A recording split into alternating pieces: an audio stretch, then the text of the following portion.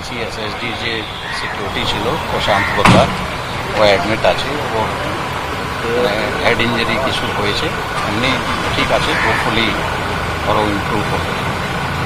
Sir 7টা case হয়েছে আমরা শুনতে পাচ্ছি কলকাতা পুলিশে এখনো পর্যন্ত, কতজনকে আপনারা গ্রেপ্তার করলেন এবং যদি বলা যায় যে কাদের কাদের নামে এই অভিযোগগুলো হয়েছে, কি কি অভিযোগ? এখন অবধি 7টা কেস হয়েছে, অ্যারেস্টের ফিগার আমরা পাইনি এখন অবধি। প্রথম আমরা তদন্ত করে আইডেন্টিফাই করব, তারপরে নিশ্চয়ই অ্যারেস্ট করা হবে।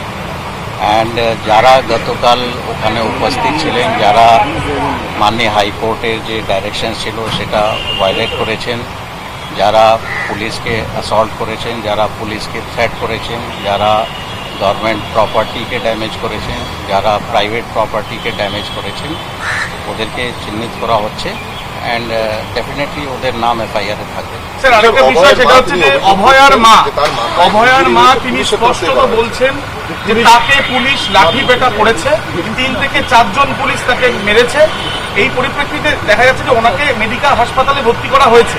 তো ওনার অভিযোগ কি আপনারা কি নিচ্ছেন, বা উনি যে অভিযোগ করছেন সেই পরিপ্রেক্ষিতে কোনো ব্যবস্থা নিচ্ছেন?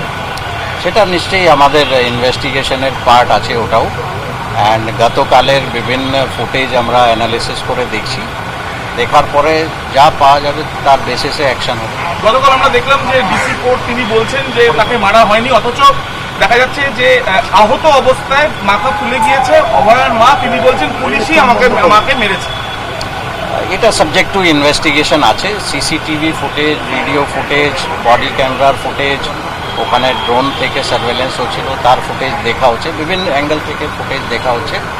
যতক্ষণ ফুটেজ আমরা অ্যানালিসিস না করতে পারি পুরোটা, ততক্ষণ আমাদের পক্ষে বলা সম্ভব নেই। কিন্তু yes, it is a part of investigation and definitely আমরা ওটার তদন্ত করে দেখি।